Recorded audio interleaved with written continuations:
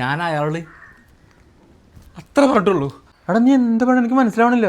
അയാളോട് ഞാൻ വെറും അങ്ങനെ ഞാൻ പറഞ്ഞത്ര തെറ്റാണോ? നീ ഒന്നുകൂടി ഉറക്കെ പറയാം, എനിക്ക് കേൾക്കില്ല. ഇടയിലേക്കൊന്ന് കട്ടാവണ്. ഞാൻ പറഞ്ഞ് ശ്രദ്ധിച്ച് കേൾക്കില്ലല്ലേ? ഈ എൻ്റെ കൂട്ടുകാരനല്ലേ അല്ലേ? എടാ മാമൻ്റെ വീട്ടിലേക്ക് ഞാൻ പോയപ്പോൾ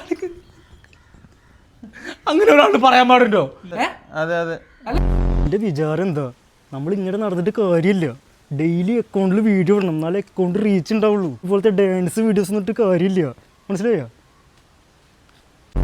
എന്നാളി ഞാൻ ഇന്നലെ ടൗണിലേക്ക് ഇറങ്ങിയതാ, ഒരു പയ്യനെ പിടിക്കാൻ വന്നിക്ക. അവൻ വണ്ടി ചുണ്ടിൽ വന്നിട്ട് ഒന്നുമില്ല, ഷുഡ് ബി ക്ലീൻ എന്നൊക്കെ ഉണ്ട്.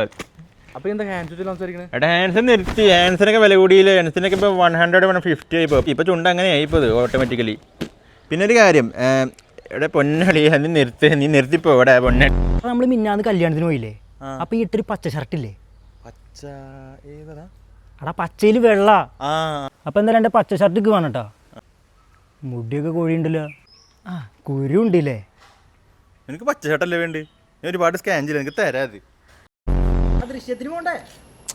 ഞാനൊന്നും ഇല്ലടാ. എന്ത് ദൃശ്യം, അതൊന്നും ശരിയാവില്ല. അത് പടമൊന്നും കുറേ റിവ്യൂസൊക്കെ പറഞ്ഞിട്ടിട്ടില്ലേ, അതൊന്നും അങ്ങനെ കാണാൻ പോകണ്ട.